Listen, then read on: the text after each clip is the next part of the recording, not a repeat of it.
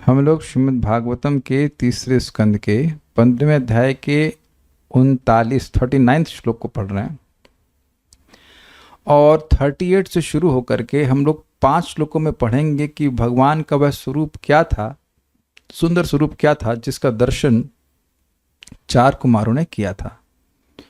यहाँ पर 38 में हमने क्या देखा है, हम देख लेते हैं। तम त्वागतं प्रतिहृतौपैकं स्वपुंभिस्ते चक्षताक्ष विषयं स्वसमाधिभाग्यं हंसश्रियोर्व्यजनयोः शिववायुलोल शुभ्रातपत्र शशिकेसरशीकराम्बुं। तम उन भगवान को आगतम आया हुआ देखा, प्रतिहृत उपैकम स्वपुंभी जो उनके भक्त थे, वैकुंठ के पार्षद थे, उनके द्वारा प्रतिहत औपायिकम जो उनके छत्र पादुका आदि थे, उपाय थे, उनको वह वहाँ पे लाए थे भगवान के लिए। अचक्षता इनको देखा, भगवान को देखा जो अक्ष विषयम जो उनकी आंखों के विषय हो गए। इससे पहले तक वह स्व समाधि भाग्यम समाधि के द्वारा ही भजनीय थे। भगवान के ही सौंदर्य का वर्णन करने के संदर्भ में कहते हैं हंसश्रेय और व्यजनयो, भगवान हंस के समान सुंदर शोभा वाले 2 चामरों से युक्त थे, दोनों तरफ चामर झल रहे थे। शिव वायु लोलत और जो कल्याणकारी वायु थी, या तो इन चामरों से थी या अन्यथा थी, उनकी वजह से हिल रहे थे। क्या? शुभ्र आतपत्र जो सफ़ेद छत्र भगवान के ऊपर था, जो शशि था चंद्रमा के समान था, उसके केशर शीकर आम्बुम जो उसके मोतियों की माला थी वो हिल रही थी और उससे पानी टपक रहा था। एक, यद्यपि मैंने टीका में लिखा नहीं है, मतलब रखा नहीं, लेकिन एक आचार्य बड़ी सुंदर व्याख्या करते, कहते हैं भगवान भीग नहीं गए अगर पानी गिर रहा है तो भगवान भीग नहीं जाएंगे। तो कह रहे हैं कि बहुत ही महीन पानी की वो बूंदें थी, बहुत महीन, मतलब वेरी, ऐसा नहीं था कि उससे आप भीग जाएं। इट्स लाइक एटमाइजर कहते हैं आजकल, यहाँ पे देखते हैं बहुत पानी की बहुत महीन महीन बूंद फेंकता है, तो उससे इतनी भीगता नहीं, it's just for pleasure.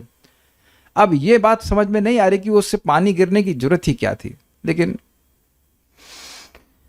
Cooler जैसा नहीं, कूलर में बहुत आवाज़ होती है, पहली बात ये, बट समथिंग, कूलर में पानी की बूंद नहीं आती है, कूलर में तो आजकल वो चले गए, हाँ mist fan, yes, something of that sort, mist spray, mist, okay, so ऐसा था। अब भगवान ने वहां पे आकर भगवान के सुंदर मुख का सौंदर्य बता रहे हैं और उनकी आंखों के बारे में बता रहे हैं, कैसे भगवान ने देखा, और उनके मन की स्थिति को बता रहे हैं कि भगवान कैसे सुंदर मूड में आए। सुंदर कोई दिखे लेकिन एकदम गुस्सा हो तब भी ठीक नहीं लगता है। आप देखिए कि इस जगत में कोई व्यक्ति किसी घर में आए और एकदम ऐसे, क्यों आए आप, केवल भ्रम में चढ़ा ले तो व्यक्ति तुम घबरा जाएगा। यहाँ देखिए 4 कुमारों ने भगवान के पार्षदों का अपराध किया, और बड़ी अमेजिंग बात है यार, तुम पहली बार वैकुंठ में आए और अपराध कर दिए हमारे तो बड़े अजीब आदमी यार, पहली बार तुम वैकुंठ आए आते से झगड़ा शुरू कर दिया। तो कोई सामान्य व्यक्ति ऐसा कहेगा ना कि आपके घर, आप विचार कीजिए कि आपके घर में कोई पहली बार आए और आते साथ शाप देने लग जाए आपके बच्चों को, ध्यान दीजिएगा, आपके बच्चों को शाप देने लग जाए तो कितना क्रोधित हो जाएगा व्यक्ति, है कि नहीं। भगवान के पार्षद, भगवान के बच्चे ऐसे हैं, बच्चा ही मानते हैं भगवान, बिल्कुल प्रेम करते हैं। तो भगवान आ करके ऐसा अवलोकन करे,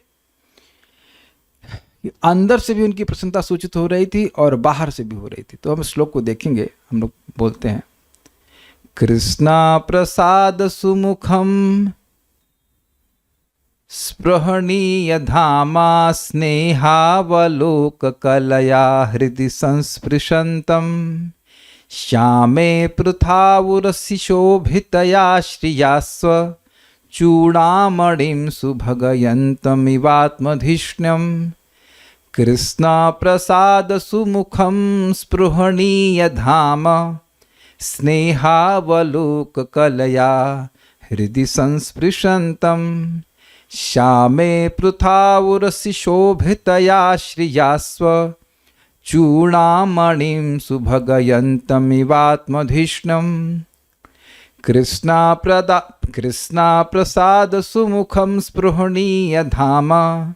स्नेहावलोक कलया हृदि संस्पृशंतम श्यामे पृथावुरसि शोभितया श्रिया स्व चूड़ामणिम सुभगयंतमिवात्मधिष्णम।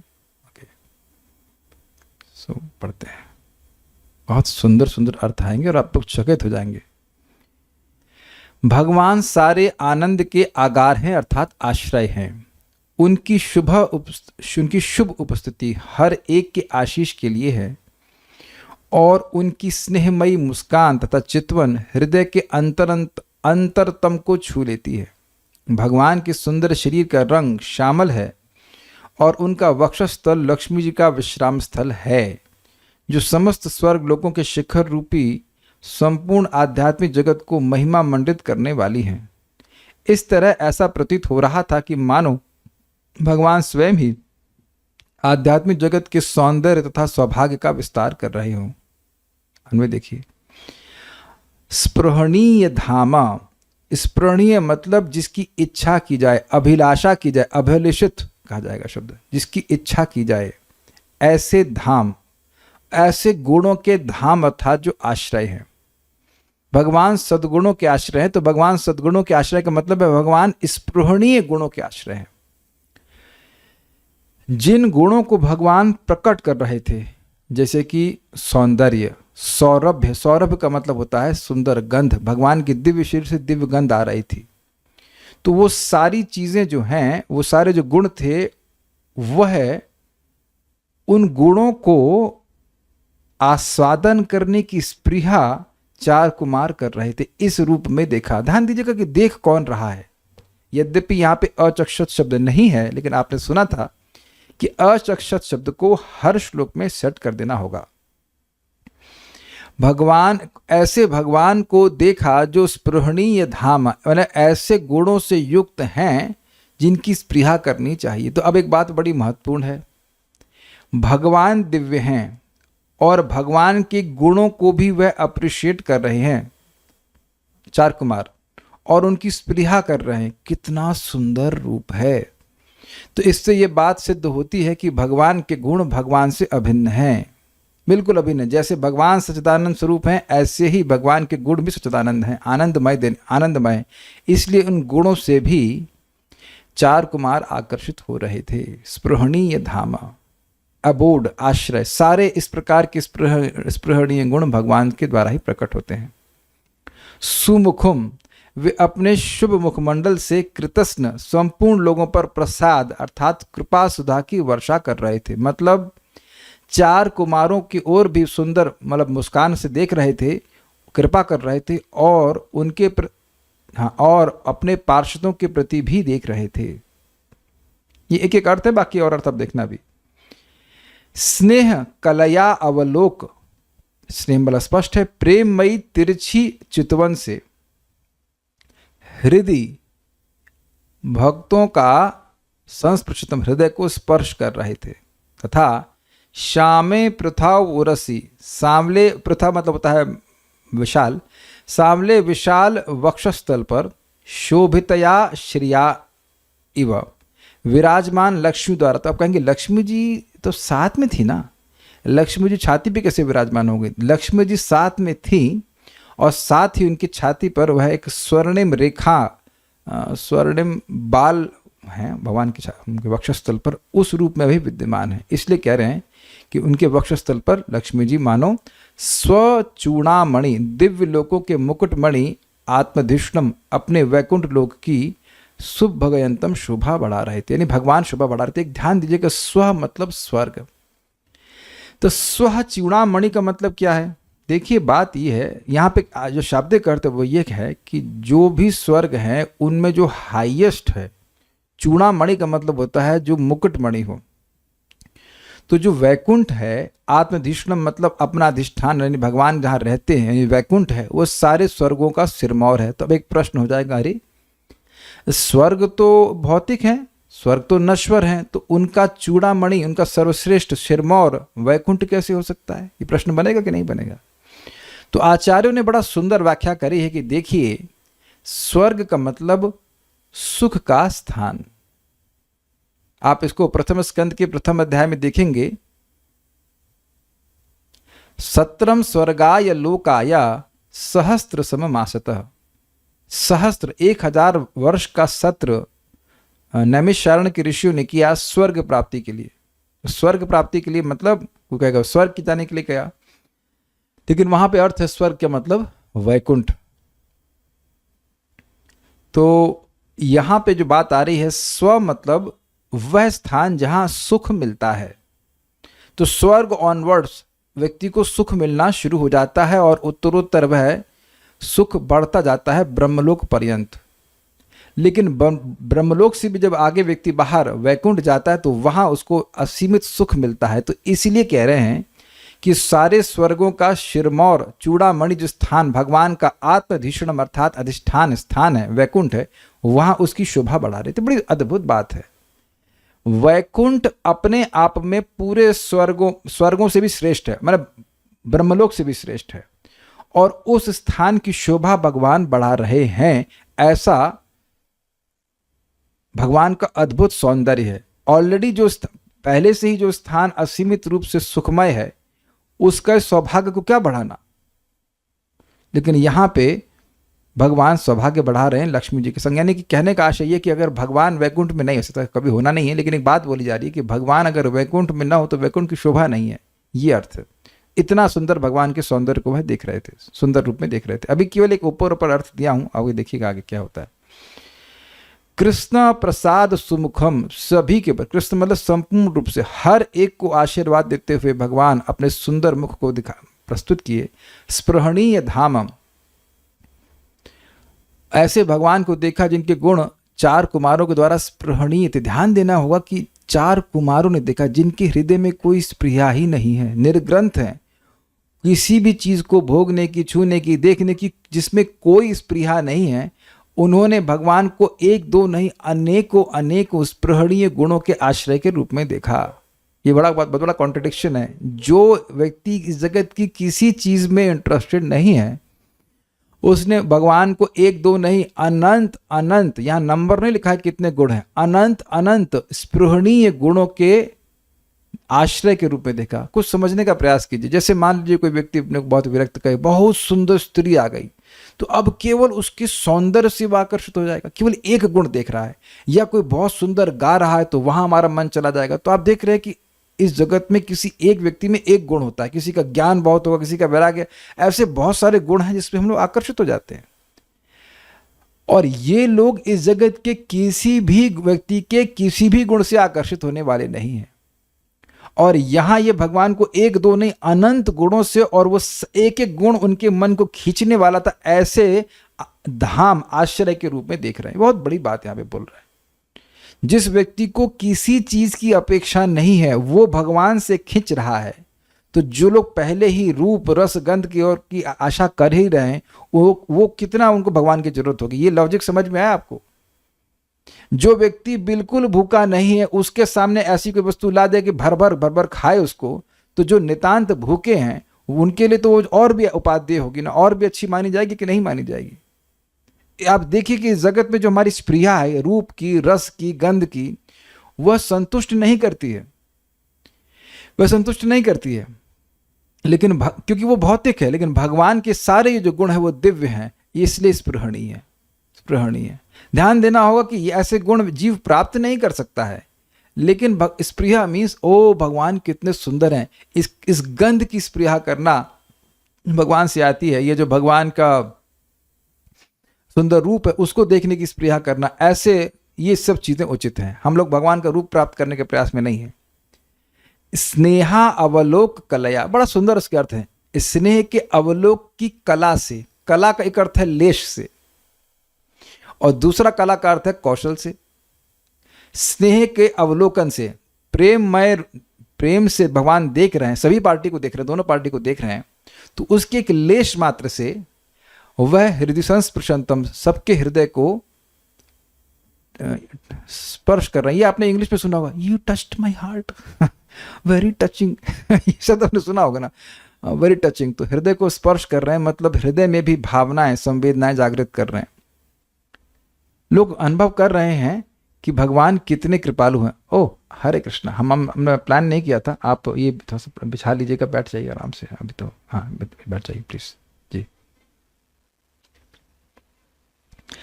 एक भक्त कह रहे हैं भागवतम कितनी सुंदर। अरे रुक जाइए, अभी अभी आने दीजिए, टीका देखिए क्या आप अभी तो आप लोग खाली इंट्रोड्यूस करा रहा हूँ, देखिए तो सही। अच्छा, तो यहाँ क्या क्या चीज़ें देखा हमने? भगवान के सुंदर मुख के बारे में देखा, उनके गुणों के बारे में सुना, उनके चितवन, चितवन मतलब होता है जो भगवान अवलोकन देख रहे हैं उसके बारे में सुना, और सबके हृदय को स्पर्श भगवान कर रहे हैं। पता नहीं अपने जीवन में कभी किसी की आंखों में अफेक्शन देखा है कि नहीं अपने प्रति, इट्स लाइक डीप अफेक्शन। तो ऐसा अफेक्शन व्यक्ति के हृदय को टच करता है। अगर वो नहीं देखा होगा तो ये बताइए कि किसी के आंखों में अपने, क्या तुमने कभी किसी की आंखों में अपने लिए हेट देखा है? गुस्सा देखा है? Have you seen? तो ये आप बहुत बार देखे होंगे, जगत में लोग इस प्रकार से देखते ही हैं, ऐसे लग रहा है खा जाएंगे ना। कभी कभी आप लोगों ने, किसी ने कभी नहीं देखा क्या आप वैकुंठ में रहते हैं? देखा है, देखा, यस यस यस, बहुत बार। टीचर की आंख में तो जरूर देखा होगा, आज ये होमवर्क नहीं किया तूने। बहुत डर लगता है उस टाइम। तो आप देख रहे हैं कि आंखों के द्वारा व्यक्ति हृदय को स्पर्श कर सकते हैं। भक्त कह रहे हैं हेट देखा है, हाँ ठीक है, ये देखा जाता है। तो भगवान ऐसा अफेक्शन भी देखते हैं, सौहार्द देखते हैं। हम एक भक्त का स्मरण कर रहे हैं, अभी तो क्लास में नहीं आ पाते, पहले मैं भरतपुर में जाके क्लास दिया करता था, और वो संस्कृत खूब अच्छा जानते थे और बहुत अच्छे भक्त हैं वो। तो मैंने उनकी आंखों में कथा की पिपासा देखी। मेरी लैंग्वेज समझे आप? आंखों में कथा की प्यास। आंखों से कोई कथा देख सुनता है क्या? But that absorption was there, I can still remember. एकदम ऐसे करके वो लोग देख रहे थे, देखकर क्लास सुनते थे, उनको बहुत अच्छा लगता। संस्कृत बहुत अच्छे से जानते थे, तो जो मैं बोल रहा था उस समय तो अन्वय भी नहीं करते, तो सब कुछ समझते थे। बाद में बच्चे बच्चे हो गए तो अब भजन तो डिस्टर्ब ही हो गया उनका। तो एक दिन बोल रहे थे कि those were the golden days, क्योंकि एकदम अच्छे से भक्ति कर पाते थे। जो भी है, I am not saying anything against. Oh Hare Krishna, yes yes, please come आइए बैठिए, स्वागत है।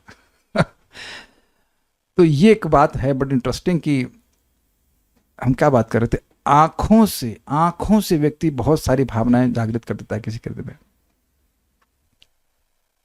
ओके,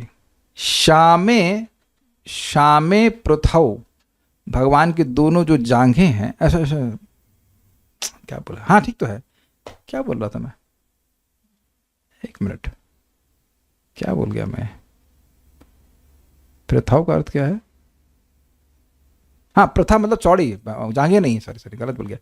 उरुत, शामे प्रथा उरसी, भगवान की छाती बहुत चौड़ी है और उसमें वहाँ पर श्रिया शोभिता, यानी श्रिया मतलब लक्ष्मी जी की शोभा से वहाँ पे एक रोमावली, रोम शब्द, हाँ रोमावली बोलने वाला था, रोमावली, स्वर्णिम रोमावली है, वहाँ पर लक्ष्मी जी विराजमान है। उससे स्व चूड़ामणि, स्व का मतलब स्वर्ग, और स्वर्ग का जो चूड़ामणि सब समझ रहे हैं आप लोग, ऐसा ना पूरा आप लोग बोलते जाए समझ ही ना आए।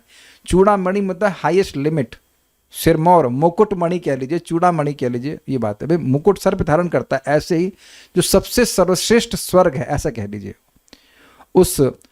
उस आत्मधीष्णम, अपने अधिष्ठान, अपने स्थान वैकुंठ में, को सुभगयंतम एवं, मानो वह सौभाग्यमान कर रहे हो, ये बात बोल रहे हैं।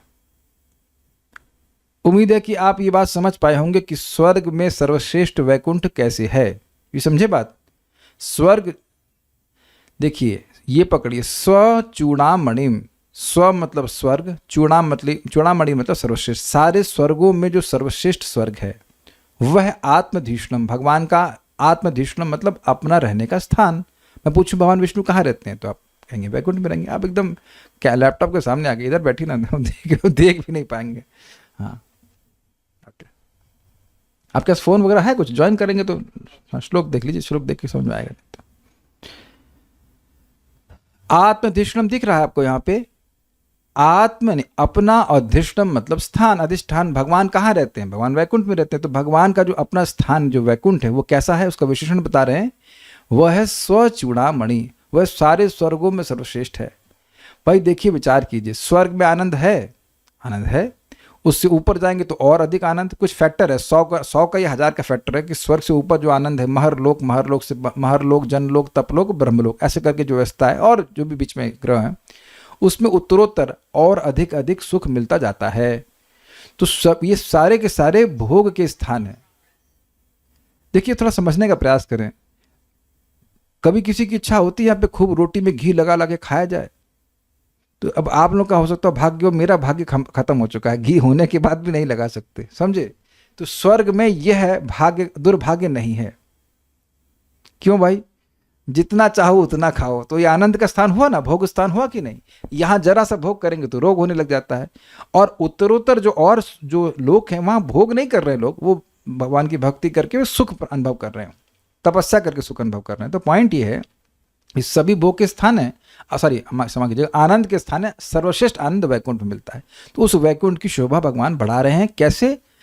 उनके छाती पर लक्ष्मी जी का रुमावली है, लक्ष्मी जी रुमावली के रूप में, रुमावली समझ रहे हैं, रोम समझते हैं ना, जैसे पुरुषों के छाती पे बाल होते हैं, तो बाल की जगह, बाल तो हैं जो होंगे ऐसे, लेकिन हमको पता नहीं बाल है कि नहीं, लेकिन भगवान लक्ष्मी जी रोमावली के रूप में है। रोमावली नहीं समझ रहे हैं, स्वर्णिम, मान लीजिए किसी के बाल स्वर्ण जैसे हों, तो स्वर्णिम रोमावली एक रोम की रेखा है, अवली मतलब रेखा, उस रूप में लक्ष्मी जी विद्यमान है वहाँ पे, ये बात बोल रहे हैं। तो ऐसे सुंदर भगवान हैं, वो वैकुंठ की शोभा को बढ़ा रहे हैं। श्रीधरी, अब जरा एक एक शब्द को देखिएगा, बड़ा अच्छा है। कृष्णम अर्थात सभी द्वारपालों तथा मुनिजनों पर प्रसाद सुमुखम अर्थात कृपा की वर्षा करने के कारण सुंदर प्रसन्न मुख वाले, मतलब भगवान, कृतस्न का मतलब होता है संपूर्ण, सब गुण, तो दोनों पर भगवान कृपा कर रहे हैं। ऐसा नहीं है कि अब 4 कुमारों पर गुस्सा हो रहे हो कि यार तुम लोग आते ही झगड़ा करना चालू कर दिए, वैकुंठ में आज तक अनादि काल से कोई झगड़ा नहीं किया, तुम 4 बच्चे आकर क्या डिस्टर्ब कर रहे हो। नहीं, वहाँ 4 कुमारों के प्रति भी भगवान मुस्कुरा रहे हैं, और अपने द्वारपालों पे मुस्कुरा रहे हैं कि तुमको पता नहीं कैसे ब्राह्मण से बर्ताव करना चाहिए, ऐसा भी नहीं, दोनों तरफ मुस्कुरा रहे हैं, दोनों तरफ मुस्कुरा रहे हैं। प्रसाद सुमुखम, कृपा करने के कारण उनका मुख बहुत सुंदर लग रहा है। कोई गुस्सा करके कैसे कृपा करेगा, ऐसे कोई मुंह बना के चले क्या कर दिया तुम लोगों ने, तो ऐसा नहीं, उनका मन में बहुत आनंद है। स्पृहणीय धाम अर्थात समस्त स्पृहणीय गुणों के आश्रय स्वरूप भगवान है। स्पृहणीय मतलब जिनकी इच्छा की जाए। स्नेहावलोक कलया अर्थात प्रेम पूर्वक सबों को देखने के कारण हृदय संस्पृशंतम, जैसे वे सबों के हृदय का स्पर्श कर रहे हो, अर्थात सबों को सुख प्रदान कर रहे हो। ये हृदय को स्पर्श करने का मतलब है कि सभी जहाँ उपस्थित भक्त थे, देखिए उपस्थित भक्त से मेरा मतलब है कि 4 कुमार, वो द्वारपाल और अन्य भक्त भी वहाँ उपस्थित थे, उन सभी को वह भगवान सुख दे रहे थे, ये कह रहे हैं। आप लोग मंदिर तो गए ही होंगे, कभी ऐसा लगा कि भगवान आज देख रहे हैं ये क्यों आ गया, नहीं, भगवान सबको खुश खुश देखते हैं। तो एक व्यक्ति बोला, अरे भगवान के भक्त यहाँ दुखी हो रहे हैं, तो भगवान मुस्कुरा क्यों रहे हैं, तो भगवान रोए, भगवान रोए क्यों, भगवान देख रहे हैं कि मेरे पास आया, इसका कल्याण तो मैं कर ही दूंगा। भगवान तो वेट कर रहे हैं, मेरे सामने क्यों नहीं आ रहा है, मेरे पास आएगा, सब मैनेज कर लूंगा। देखिए एक बड़ी मजेदार बात है, हम लोग अभी भगवान को पिक्चर में ना रखें तो बड़ी कॉम्प्लिकेटेड बात हो गई। 4 कुमारों ने द्वारपालों को बोल दिया भौतिक जगत में जाओ, ये नहीं बोला कि आओ कैसे, ये बताया, ये तो कुछ नहीं बोला, तो वो तो गए बेचारे काम से, वो वैकुंठ वापस कब आएंगे पता नहीं। देखिए यहाँ 2, 4, 5 हजार 10 हजार आदमी के खो जाते हैं तो कितना रोता है, और किसी का असीमित सुख हो जाए तब कितना नुकसान हो जाएगा, जरा बताइए, कितना नुकसान हो जाएगा, असीमित नुकसान हो जाएगा, बहुत बड़ा नुकसान हो गया। जिस रूप माधुरी का आज 4 कुमार एक बार आस्वादन कर रहे हैं, ये जो भी जय विजय पार्षद हैं, ये तो अनादि काल से कर रहे हैं, उनका तो बड़ा जबरदस्त नुकसान हो गया ना, बहुत बड़ा नुकसान हो गया। कैसे सॉल्व होगा, क्या होगा। लेकिन भगवान के लिए कुछ भी समस्या का समाधान करना कुछ भी मुश्किल नहीं है, इसलिए दोनों पे मुस्कुरा रहे हैं, कोई दिक्कत नहीं है। त्रैलोक की विवक्षा मानने पर सत्यलोक पर्यंत स्वर्ग के चूड़ामणि के समान स्थित अपने स्थान वैकुंठ धाम को वे जैसे शोभित कर रहे थे। ये समझ में नहीं आया कि मतलब क्या है, तो समझा रहे हैं, नोट पे देखिए। स्वर्ग अर्थात सुख भोग का स्थान, इसलिए सत्यलोक पर्यंत स्वर्ग यहाँ कहा जा रहा है। यद्यपि सत्यलोक यानी ब्रह्मा जी के लोक में कोई भोग नहीं है। भोग मतलब जिस तरह से यहाँ पे आहार निद्रा भय मैथुन वाले भोग चल रहे हैं, स्वर्ग में भी वो सब नहीं है। लेकिन क्योंकि वहां भी जीव को आनंद मिलता है, उत्कृष्ट आनंद, इसलिए वहां पे स्वर्ग कहा जा रहा है। स्वर्ग मतलब जो आनंद का स्थान है, सुख भोग का स्थान है, सुख मिलता हो।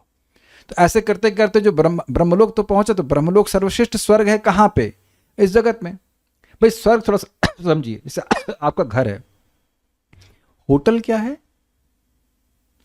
होटल को सुख भोग का स्थान माना जाता है, तभी ना पैसा खर्च करते हैं, जाते हैं ना बड़े बड़े रिजॉर्ट। रिजॉर्ट का मतलब क्या होता है? अब उसमें भी ग्रेडिंग होती है ना, 1 स्टार भी होता है, 1 star 2 star 3 star 4 star 5 star, आज के साथ 8 स्टार भी आने लगे हैं, 7 स्टार, और लिमिट क्या है? आई डोंट नो, 10 स्टार, जो भी है। तो अब हैं तो वो सभी सुख भोग का स्थान, वट एवर सेंस, लेकिन उसमें ग्रेडेशन है। तो उसी अर्थ में कह रहे हैं कि जो सत्यलोक है वह भी सर्वश्रेष्ठ स्वर्ग है, और उससे भी श्रेष्ठ है वैकुंठ, ये कहते हैं। सारार्थ दर्शनी, ये बड़ी सुंदर टीका करी गई है।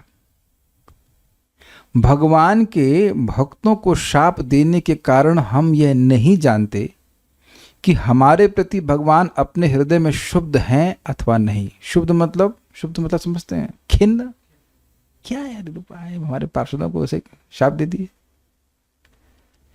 इस संशय के सिंधु में निमग्न सनकादि मुनिगण ने कृष्ण प्रसाद सुमुखम, कृष्ण अर्थात संपूर्ण, अर्थात अंदर और बाहर से जो पूर्ण रूप से प्रसन्न है, और सुमुख अर्थात जिनका मुखमंडल अत्यंत प्रसन्न है, ऐसे भगवान को उन्होंने देखा। ये पूरा सेक्शन समझने का प्रयास कीजिए। इतना बड़ा कोई अपराध कर दे किसी व्यक्ति के प्रति, स्पेशली भगवान के प्रति, भगवान की इच्छा क्या है? भगवान की इच्छा यही है कि जीव भौतिक जगत को त्याग करके उनके पास वैकुंठ में रहे। अग्रीड, इसमें तो कोई दिक्कत नहीं समझने में। तो अब कोई व्यक्ति किसी जीव को वैकुंठ से इस जगत में गिराने के निमित्त बने तो कितना बड़ा अपराध होगा, ये समझ रहे हैं आप? कोई बात एक शिला भक्ति सिद्धांत ठाकुर जी कहते थे कि जितना भी मूवमेंट चल रहा है उससे कोई एक जीव भी वैकुंठ चला गया तो हम उसको सफल मानेंगे। अमेजिंग, एक जीव तो ये भगवान की बहुत बड़ी इच्छा। आप वृद्ध भागवतमृत में पढ़ेंगे कि भगवान गोप कुमार को जो वैकुंठ पहुंचते तो कहते हैं स्वागतम स्वागतम, मैं कब से तुम्हारी प्रतीक्षा कर रहा था। तो एक एक जीव के लिए भगवान प्रतीक्षा कर रहे हो, यहाँ अच्छे भले द्वारपालों को आप भौतिक जगत में भेज दे रहे हो, तो भगवान का अपराध हुआ कि नहीं हुआ? भक्तों का अपराध मतलब भगवान का अपराध।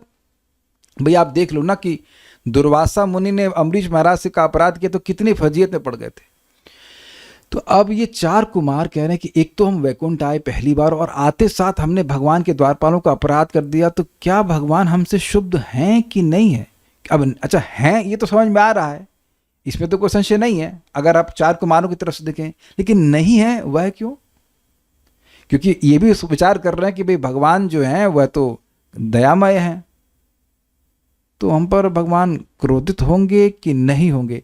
इस संशय के सिंधु में वे डूबे जा रहे थे। इसका क्या मतलब है? संशय सिंधु में डूबे जा रहे थे। उनको समझ नहीं आ रहा है कि अब होगा क्या। उनको नहीं समझ में आ रहा है कि भगवान कैसा बर्ताव करेंगे। क्या आप लोग कभी ऐसा हुआ है कि संशय में फंस गए कि ये करें कि वो करें? Is it not? ये बस पकड़े कि वो बस पकड़े, कि ये काम करें कि वो काम करें, कि यहाँ जाए कि वहाँ जाए। अरे आदमी बड़ा परेशान होता है। देखिए, yes is clear, no is good, but yes और नो इज नॉट गुड। आप समझ ही रहे होंगे, है ना? वो आप कभी अपने जीवन में देखना, सबके जीवन में आता है कोई मुख्य डिसीजन लेना हो जीवन में और न समझ में करना क्या है, तो व्यक्ति बड़ा परेशान हो जाता है। तो यहां कह रहे हैं कि संशय के सिंधु में निमग्न होगा। मतलब अगर कोई विचार कीजिए कि अगर कोई सिंधु में डूब जाए तो कुछ दिखता है उसे, वो कहीं दिख नहीं रहा है। उसी तरह से कुछ समझ में नहीं आ रहा कि अब क्या होगा। बड़े परेशान थे बच्चे, बेचारे बड़े परेशान हो गए कि क्या होगा। तब कह रहे हैं कि कृष्ण, अब बहुत हमको अच्छा लग रहा है। कृष्ण मतलब संपूर्ण, अंदर से भी प्रसन्न दिख रहे हैं भगवान और बाहर से भी प्रसन्न दिख रहे हैं। इसका क्या मतलब है? देखिए, इंग्लिश में एक शब्द आता है, से कहते हैं राई स्माइल, WRY, अंग्रेजी समझते हैं आप? राई स्माइल, ठीक। मतलब आप मुख से प्रसन्नता दिखा रहे हो, अंदर से नहीं हो रहा। ये आप समझते हैं इस बात को? कभी कभी व्यक्ति दिखा रहा है कि हाँ, मतलब एक एक्सटर्नल मुस्कुराहट दिखा रहा है फॉर्मेलिटी के लिए, लेकिन अंदर से प्रसन्न नहीं है। देखो भगवान की कृपा तो तभी मिलेगी ना जब भगवान आपसे अंदर से प्रसन्न हो। ऐसे अंदर बाहर भगवान का नहीं है, लेकिन एक बात बताई जा रही है कि आप किसी को मतलब खुश हो अंदर से, तब ना वह पर कृपा करेगा। तो ऐसा तो भगवान को उन्हें इस रूप में देखा कि ऐसा अनुभव किया कि भगवान न सिर्फ मुस्कुरा रहे हैं, भगवान उनसे अंदर से भी प्रसन्न है, ऐसा उन्हें अनुभव किया। कृष्ण प्रसाद सुमुखम, कृष्ण प्रसाद सुमुखम। समझ पा रहे हैं ये अंडरस्टैंडिंग? एक कृष्ण प्रसाद सुमुखम का मतलब था कि दोनों के प्रति कृपा कर रहे हैं, द्वारपालों के प्रति भी और चार कुमारों के प्रति। और यहां दूसरा अर्थ है, चार कुमार अपने प्रति देख रहे हैं कि अंदर और बाहर दोनों तरफ से भगवान बड़े प्रसन्न है। इस कारण से उनका मुख जो है बहुत सुंदर दिखाई पड़ रहा है। इसलिए वे सोचे, कौन सोचे? चार कुमार की, अरे हमें तो भगवान की पूर्ण प्रसन्नता ही उपलब्ध हुई है। इस उल्लसित अंतःकरण वाले मुनियों के नेत्र एवं इंद्रियों के स्पृहणीय धाम अर्थात ग्रहणीय अर्थात अभिलषित सौंदर्य, सौश्वर्य, सौरभ्य, सौकुमार्य, कारुण्य और औदार्य के धाम अर्थात पूर्ण आस्पद ऐसे भगवान को देखा। ये क्या हुआ, तो समझिए। चार कुमार ये उम्मीद कर रहे हैं कि भगवान उनको डांटेंगे, एटलीस्ट डांटेंगे तो जरूर, शाप ना दे तो। मुझे याद नहीं कि भगवान विष्णु कभी किसी को शाप दिए हैं, अगर कभी हो तो बताना। शाप देते हैं क्या? हमको पता नहीं, भगवान विष्णु शाप देते हैं क्या? शाप देने के लिए गुस्सा होना चाहिए ना। अब भृगु मारे, छाती पे मार दिए प्रहार के, तब तो शाप दिए नहीं। पता नहीं, आप लोग ढूंढ के लाना कभी भगवान विष्णु शाप दिए हैं क्या? Not idea. मुझे याद आ रहा था कि अश्वत्थामा को भगवान कृष्ण शाप दिए, हाँ may be, but at least I don't know Vishnu भगवान कभी किसी को शाप दिए कि नहीं। एनीवेज, जो भी है। तो खैर, अब ये चारों बच्चे, मतलब चारों कुमार जो हैं, ये एकदम आश्चर्यचकित हो गए। वाह वाह वाले अर्थ में, अरे भगवान तुमसे प्रसन्न है।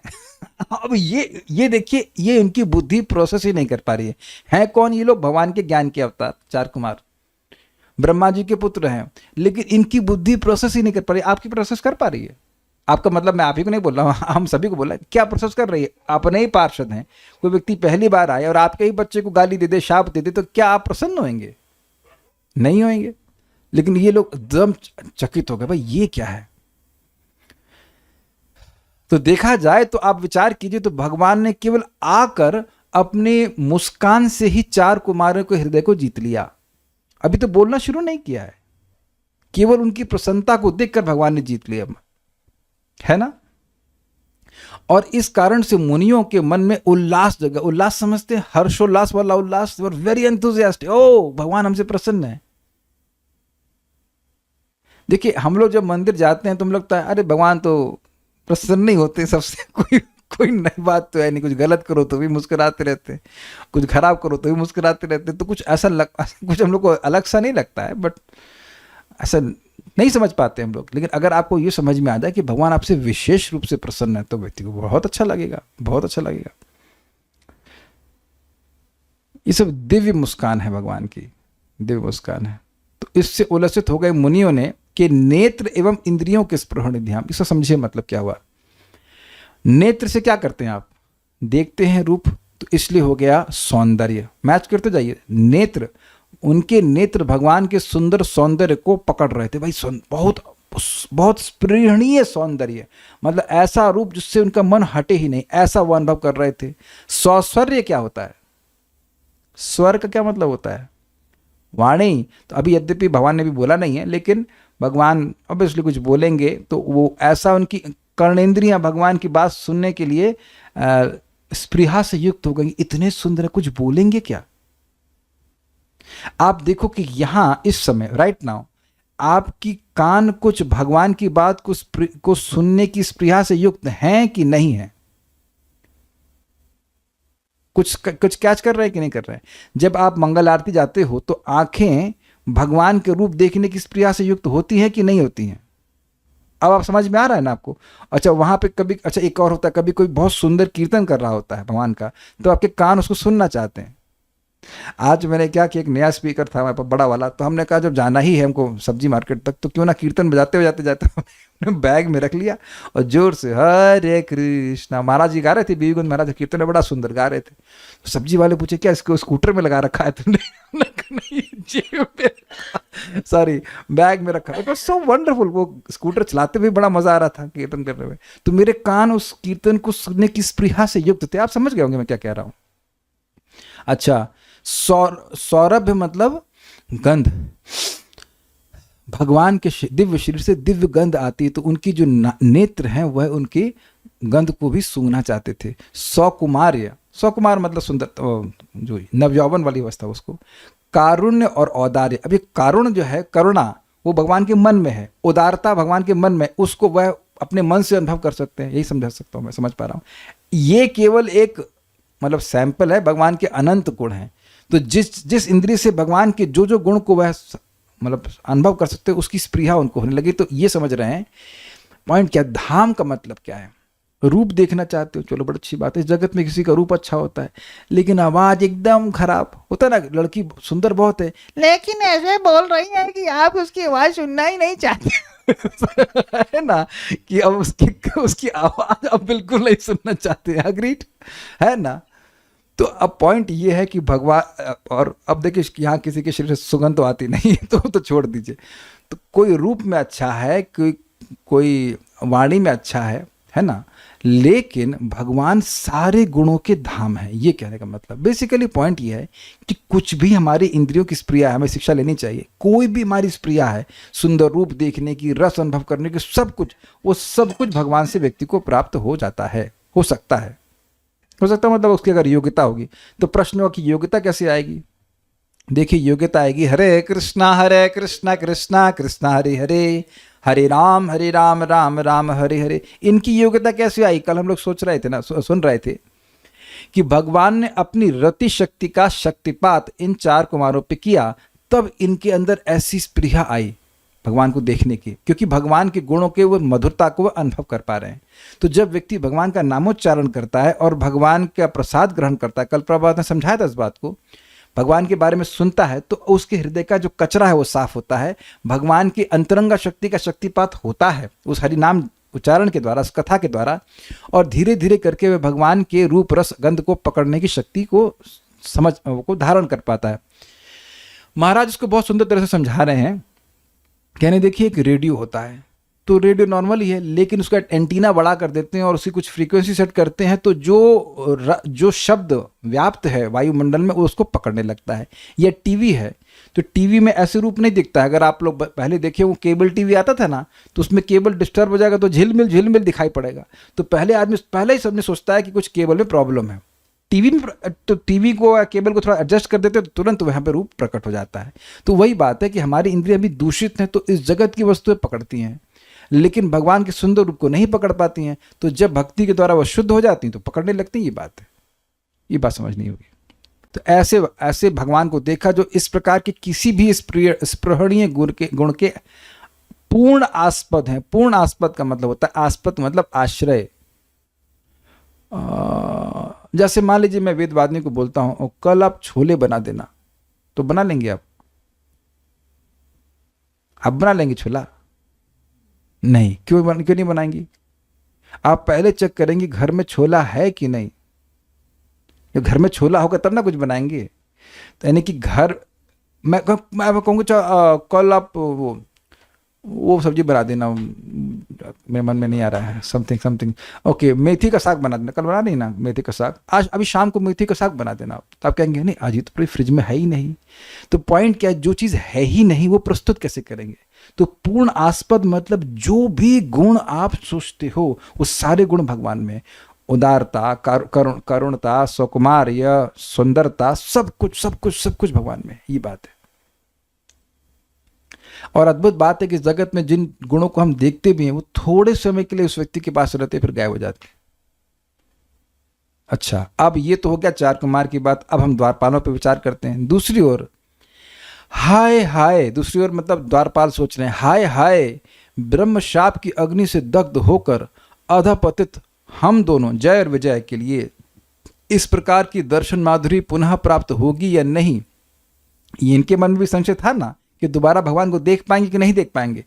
इस प्रकार खेद समुद्र में डूबे हुए एवं क्रंदन परायण मतलब लगातार रोते हुए जय विजय के प्रति भगवान ने स्नेहावलोक कलया, जो स्नेह पूर्वक अवलोकन होता है उसकी कला अर्थात कौशल के द्वारा। देखिए कलया का मतलब हुआ, एक कलया का मतलब होगा लेश थोड़ा सा, और दूसरा कला मतलब कला के द्वारा। कला का रूप होता है ना लता, लता का रूप किस हिसाब से चलेगा तो कलया तृतीय विभक्ति, कला के द्वारा, कौशल के द्वारा।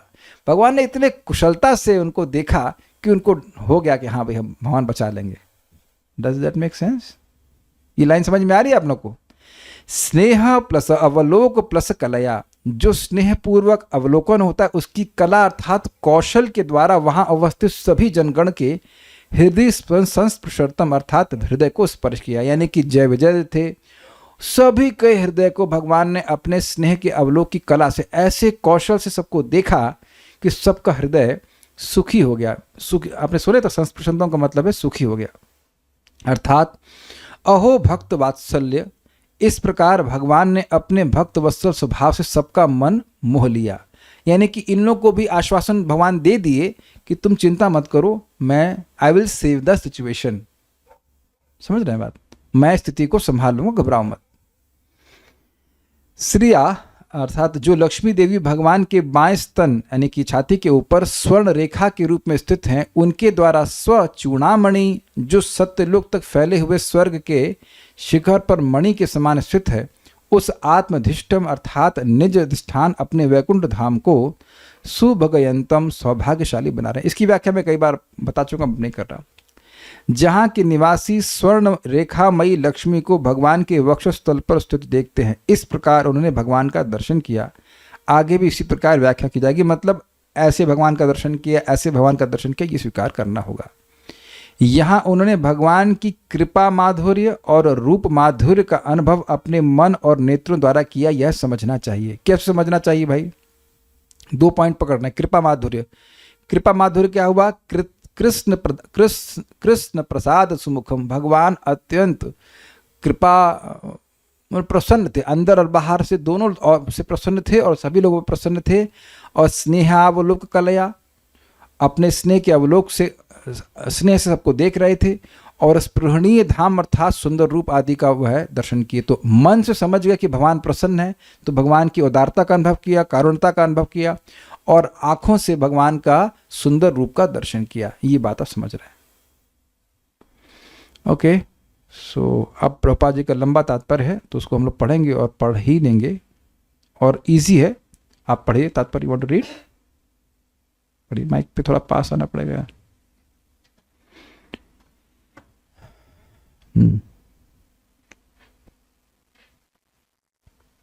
जब भगवान आए जब भगवान आए तो वे सबों से प्रसन्न हुए, इसलिए यहाँ पर कहा गया है कि कृष्ण प्रसाद सुमुखम। भगवान जानते थे कि दोषी द्वारपाल भी उनके शुद्ध भक्त थे। यद्यपि संयोगवश उन्होंने अन्य भक्तों के चरणों पर अपराध किया था। भक्ति में किसी भक्त के प्रति अपराध करना अतीव घातक होता है।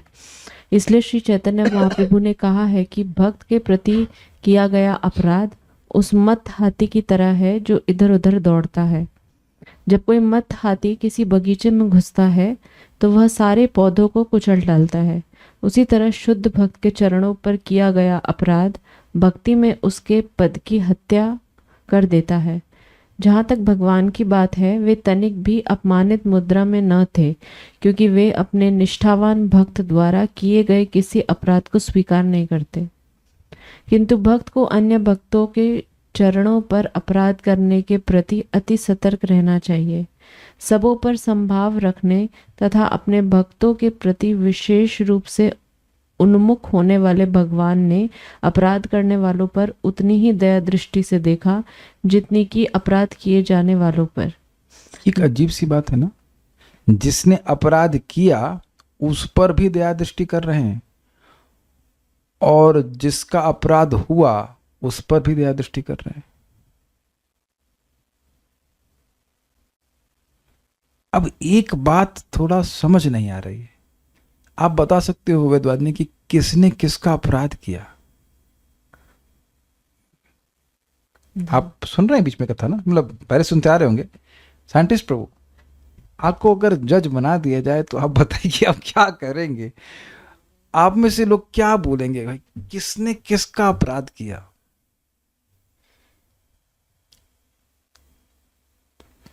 देखा जाए तो शुरुआत द्वारपालों की गलती से हुई। एक भक्त कह रहे हैं कि बड़ा अपराध कुमारों का है। अब आप कह रहे हो कि अपराध कुमारों का है, लेकिन द्वारपाल तो कह रहे हैं कि आपने बिल्कुल सही विचार करके हमें दंड दिया है।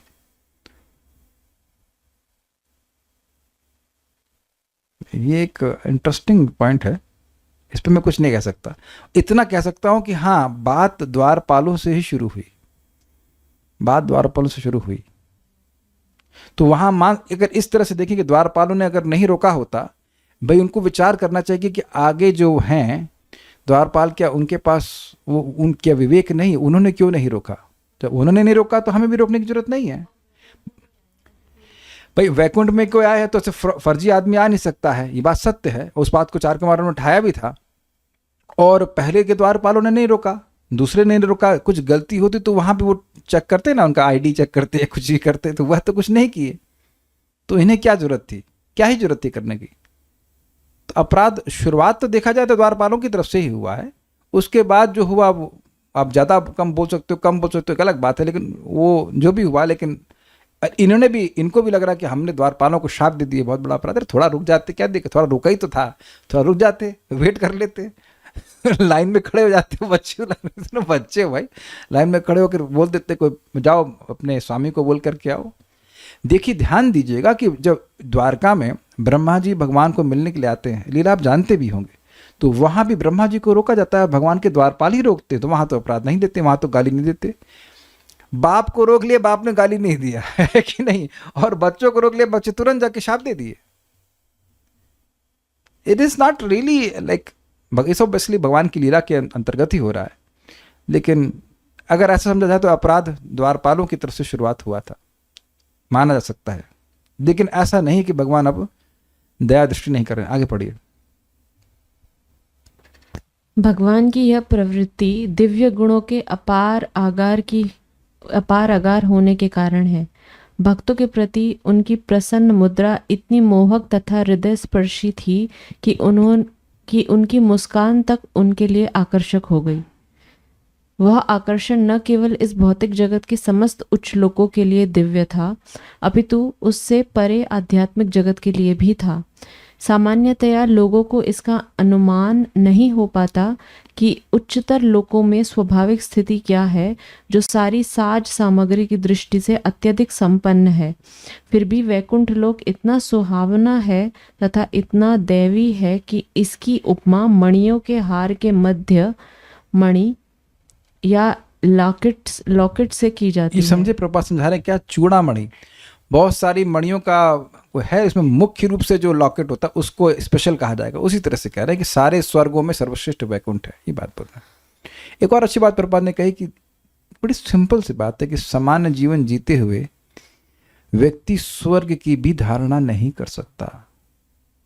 वो अपना काम कर रहे हैं, सब परिवार चला रहे हैं, लोगों के मन में स्वर्ग की धारणा भी नहीं आती है, तो वैकुंठ क्या आएगा।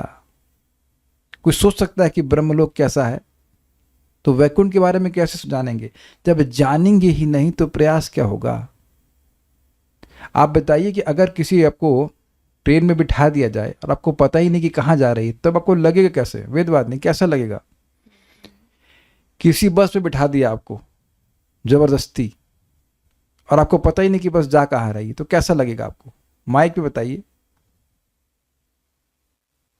हेल्पलेस लगेगा, क्रोध हेल्पलेस आएगा। और क्रोध आएगा, और लगेगा किडनैप कर लिया हमको है ना। तो अब उसी प्रकार से जब कोई व्यक्ति को ना पता हो भाई वैकुंठ कैसा है, तो उसको हरे कृष्णा करने के लिए बोलेंगे तो कहेगा यार हमको तो किडनैप कर लिया इन्होंने, हम तो असहाय हो गए, जबरदस्ती हमको कितना गलत काम करवा रहे हैं, हमसे रोज उठवा उठवा करके हरिनाम करवा रहे हैं, और हमसे रिपोर्ट लिखवा रहे हैं कितनी माला हो रही है, नहीं हो रही है, ये फलान ढिमकाना, 4 नियम के पालन करवा, दुनिया में कोई कर रहा है 4 नियम का पालन, हमसे करवा रहे हैं, तो लगेगा पनिशमेंट दे रहे हैं, पनिशमेंट दे रहे हैं। लेकिन अब पनिशमेंट तो ये शरीर में रहना ही अपने आप में पनिशमेंट है। तो जब हम बार बार वैकुंठ के बारे में सुनते हैं तो व्यक्ति की सहज श्रद्धा होती है कि वैकुंठ है। सहज मीन्स नॉट फोर्स्ड, सुनते सुनते आने लगता है कि वैकुंठ है। और फिर आप जब जब करते हैं तो आपको याद रहता है कि जब आपको वैकुंठ लेके जाएगा। तब नगर ही तो बहुत कम पेमेंट हो रहा है, बहुत कम पेमेंट में हो रहा है। ये बात है। जैसे अभी आज आपने बस में ट्रैवल किया तो अगर मेरे ख्याल से 400 रुपये का टिकट था किसी न्यूगो का और आपको शायद 200 रुपये मिल गया, जो भी था, तो आप कहें बड़ा कम है। आपको जाना है तब ना, और ना जाना हो तो 200 रुपये ज़्यादा लगेगा कि नहीं लगेगा? 50 रुपये ज़्यादा लगेगा। हम जाना ही नहीं भैया, हमको 50 रुपये नहीं, 50 रुपये भी ज़्यादा है। तो वैकुंठ जाने की स्पृहा जागृत कर देती है ये भागवत। कितना सुंदर स्थान है, वहाँ पे जाना चाहिए। पढ़िए। इस श्लोक में स्पृहणीय धाम शब्द सूचित करता है कि भगवान समस्त आनंद के आगार हैं, क्योंकि उनमें सारे दिव्य गुण पाए जाते हैं। यद्यपि जो लोग निर्विशेष ब्रह्म में तदाकार होने के आनंद के लिए ललायित रहते हैं, वे इनमें से केवल कुछ ही गुणों की कामना करते हैं, किंतु ऐसे भी कुछ इच्छुक हैं जो भगवान के दासों के रूप में उनका साक्षात सानिध्य चाहते हैं। ये समझना वाला है जबरदस्त। जो व्यक्ति ब्रह्म में लीन होना चाहता है वो कौन से गुण को चाहता है? शाश्वतता, ज्ञान अवेयरनेस हो और शाश्वतता रहे, लेकिन आनंद नहीं चाहता है।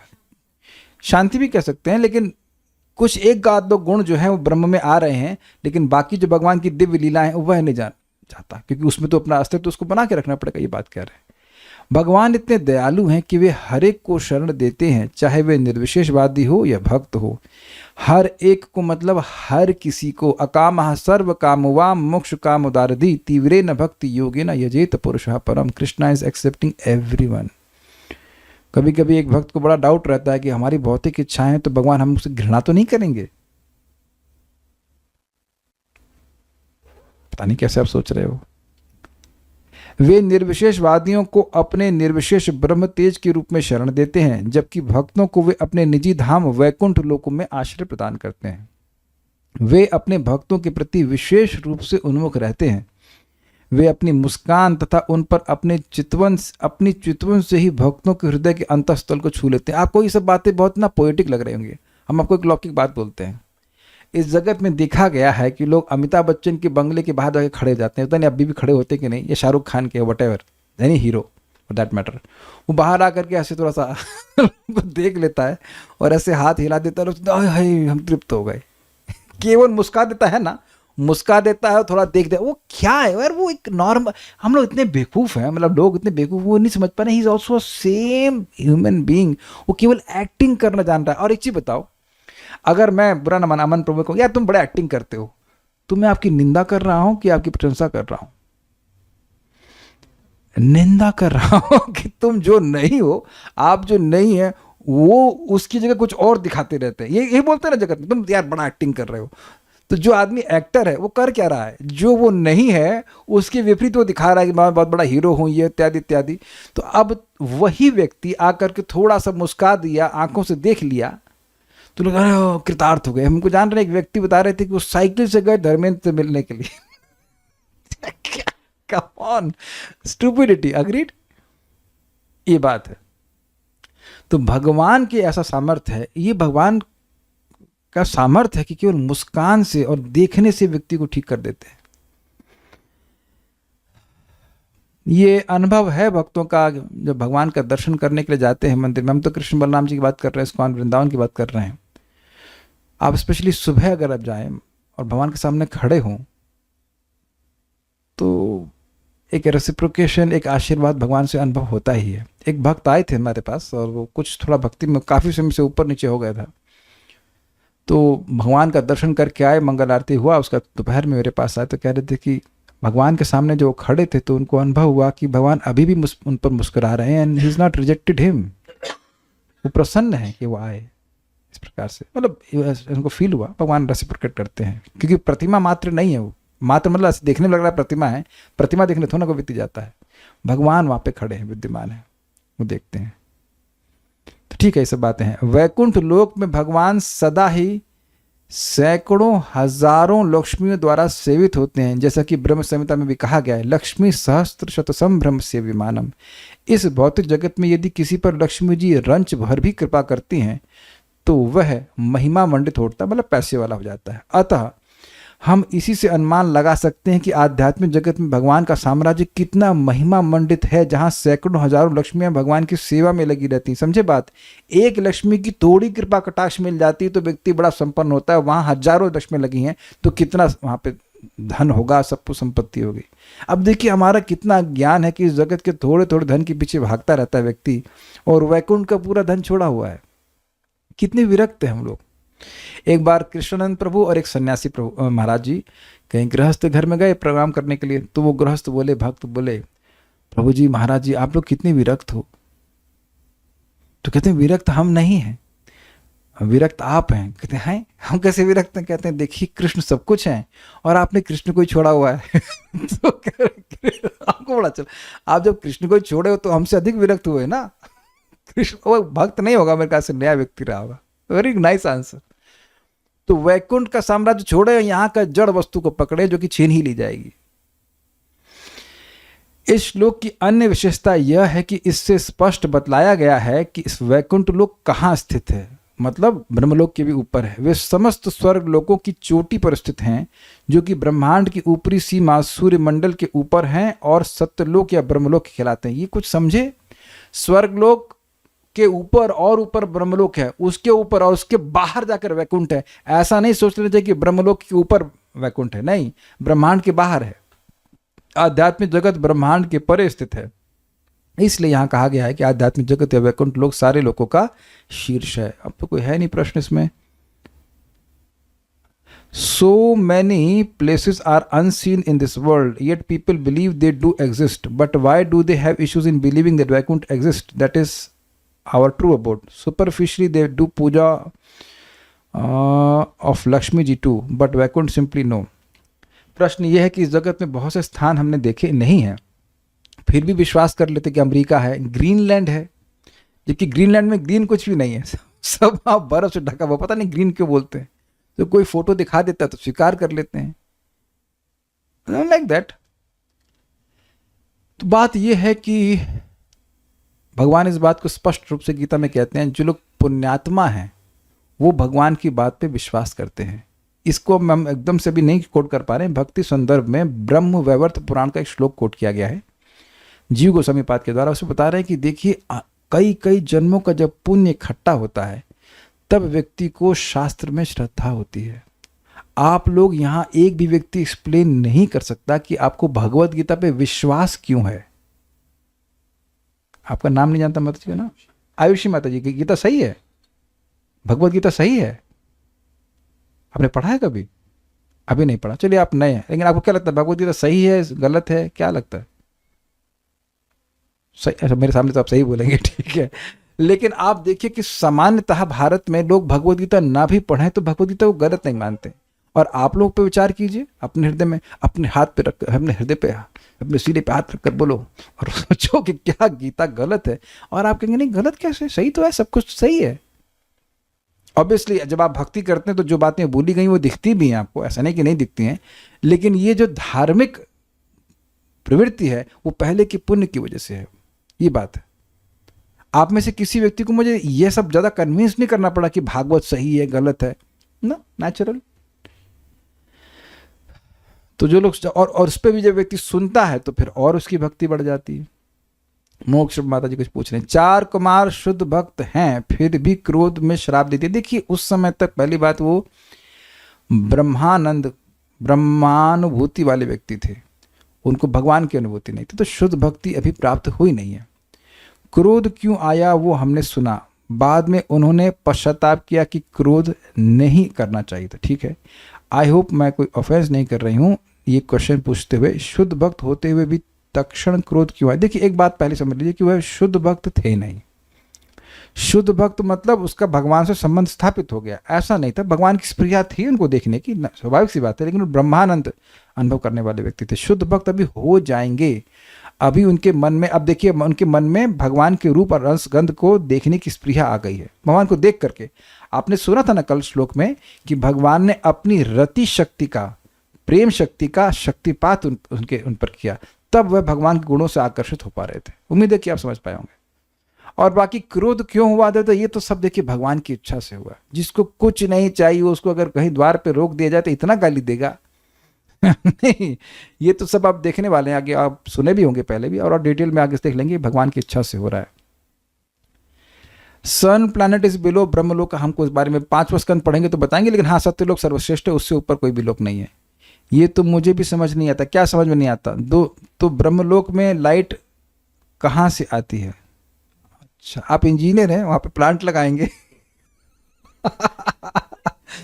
देख रहे हैं आपने, मतलब बुरा नहीं माना, लेकिन भाई हम नाम तो नहीं बोल लेंगे, श्लोक का किरकिरा कर दिया आपने। अब ब्रह्मलोक में लाइट कहाँ से आती है, ये है प्रश्न इस श्लोक से संबंधित। अरे अब आप क्या बताएं, आप लोग ऐसे कैसे प्रश्न कर देते हैं बताइए। ब्रह्मलोक,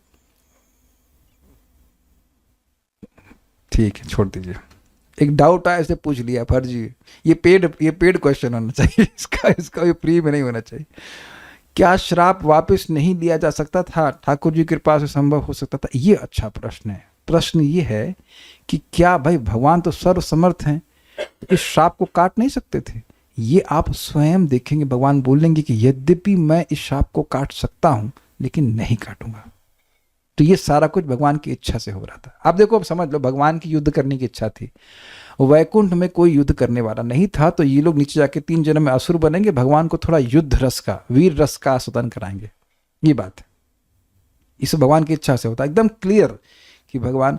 एक बड़ी अच्छी बात हमको लग रही है कि बहुत से भक्त जो रिलेटिवली नए भी हैं वह सब भी भगवान के बारे में प्रश्न कर रहे हैं। This is very heartening. ठीक है, कभी कभी प्रश्न उल्टे पुल्टे हो जाते हैं, लेकिन फिर भी घंटा भर हम लोग आके भगवान के बारे में सोच रहे हैं कि ये बहुत अच्छा हो रहा है, बहुत अच्छी बात हो रही है। It's very nice. जैसे मान लीजिए कल कोई यही पूछ रहा था कि उस छत्र से पानी कैसे टपक रहा है, तो आप जब करते हुए भी सोच सकते हैं कि भगवान है, भगवान का छत्र, पानी कैसे टपक रहा है। कम से कम भौतिक बात तो नहीं सोच रहा है कोई व्यक्ति। This is very heartening, this is very nice. तो उम्मीद है कि आपने कुछ कुछ श्लोक को समझा। एक बात आ गई जिसको मैं छोड़ दिया था, मैं छूट गया, मैं समझ रहा था कि सबको समझ में आ ही रहा होगा। ये वैष्णव अपराध का क्या मतलब होता है? उसमें बहुत व्याख्या हो सकती है, लेकिन अपराध का मतलब होता है असंतुष्टि। तो कोई भक्त हमसे असंतुष्ट हो जाए तो वह वैष्णव अपराध बनेगा। ऐसे तो बहुत सारे विस्तार है। एक बात है किसी को जाति बुद्धि के अनुसार करना, भाई ये तो बढ़िया वैष्णव है, ये क्या कहते हैं उड़ीसा का वैष्णव है, ऐसे करके और भेद देखना, ये वैष्णव के प्रति अपराध होता है। वैष्णव इस प्रकार से नहीं होते।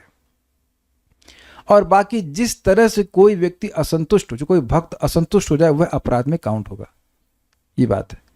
लेकिन इसको अब केस टू केस देखना पड़ता है। कोई कहे कि आप क्लास में मत जाओ तो अब उसकी वजह से वो असंतुष्ट हो रहा है तो फिर नहीं कह सकते कुछ भी। लेकिन ध्यान देना चाहिए कि अगर हम भक्त को सुखी नहीं कर सकते तो कम से कम दुखी नहीं करें। फॉलोइंग, अगर हम किसी को सुखी नहीं कर पा रहे हैं भक्त को, तो कम से कम दुखी नहीं करें। सुखी कर सके तो बहुत अच्छी बात है। हमारे मन में भाव होना चाहिए कि भक्त हमसे सुखी हो जाएं, लेकिन ये निरंतर भाव रहना चाहिए। इसके बाद भी हर भक्त आपसे सुखी होगा नहीं, लेकिन हमारे मन में भाव होना चाहिए कि भक्त सुखी हो जाए। बहुत सुंदर सिंपल सी चीज है। ये देखिए कि वो व्यक्ति, वो भक्त आपसे क्या चाहता है और क्या वो देना ठीक है तो देना चाहिए।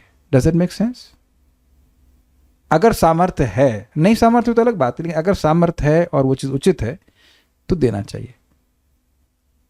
अगर कोई भक्त धाम में ही जन्म लिया है तो उसके प्रति विशेष सम्मान होता है ही है। It is offence in comparison to others. सब भक्तों का सम्मान करना चाहिए। जन्म लिया है नहीं लिया है उस बात छोड़ करके केवल इतना देखना चाहिए कि सब लोग भगवान की भक्ति कर रहे हैं। और केवल यदि आप गुरु की पोजीशन पे हैं, मीन्स काउंसलर हैं या कुछ है, और वाकई आपकी हित कामना है उस व्यक्ति के प्रति, तब डांटने का अधिकार है, क्योंकि उस व्यक्ति ने सब्सक्राइब किया हुआ है। सब्सक्रिप्शन समझते हैं आप? वो आपको गुरु के रूप में स्वीकार कर रहा है, तब आप कुछ करेक्शन दीजिए, वो भी इस भावना से कि उसका हित हो, और ये भी असर्टन कर लीजिए कि उसका हित होगा ही। ऐसा नहीं जबरदस्ती जो बोले जा रहे हैं उसको गलत हो जाए कुछ। कभी मिथ्या अहंकार वश हम डिवोटीज के प्रति अपराध हो जाते हैं, जैसे क्लोज फ्रेंड, स्कूल इत्यादि, तब माफी मांग लीजिए। यहाँ देखा ना कि अपराध हुआ तो माफी मांग ली। ये नहीं कि ये ब्रह्मा जी की एक परम आयु के बाद वो माफी मांग रहे हैं, माफी मांग लेना चाहिए। अगर आपको ये बोध हो गया कि हमसे कुछ अपराध हुआ है तो क्षमा मांग लेना चाहिए, ठीक है। So will stop here. इससे भक्ति में प्रगति बहुत तीव्रता से होती है। हाँ, एक बात और छूट रहा है, वाणी के द्वारा भी बहुत अपराध होता है। लोग ऐसे बैठे बातचीत कर रहे होते हैं और किसी भक्त की निंदा चुगली शुरू हो जाती है, ना तो वह उससे ठीक होगा, ना आपके एनालिसिस से कुछ होने वाला है, और हमारा चित्त दूषित होता है कि भगवान हृदय में बैठे हुए हैं, वो देख रहे हैं कि क्या बात कर रहा है। ये बहुत खतरनाक होता है। आप समझ रहे ना मेरी बात? कोई भी भक्त कुछ गलत हो रहा है, अगर हमारा उससे कुछ संबंध नहीं, हमसे ठीक नहीं कर सकते, तो हम उसके बारे में चर्चा करने से क्या होने वाला है? Is it not? इस सब नेगेटिविटी से बचना चाहिए, तो फिर भगवान की भक्ति में तीव्रता से प्रगति होगी। I am also struggling means I am trying to be conscious. भगवान की बात सुनना चाहिए, उसमें मन अच्छा रहता है। Okay, will stop now. Shrimad Bhagavatam की जय, श्रील प्रभुपाद की जय।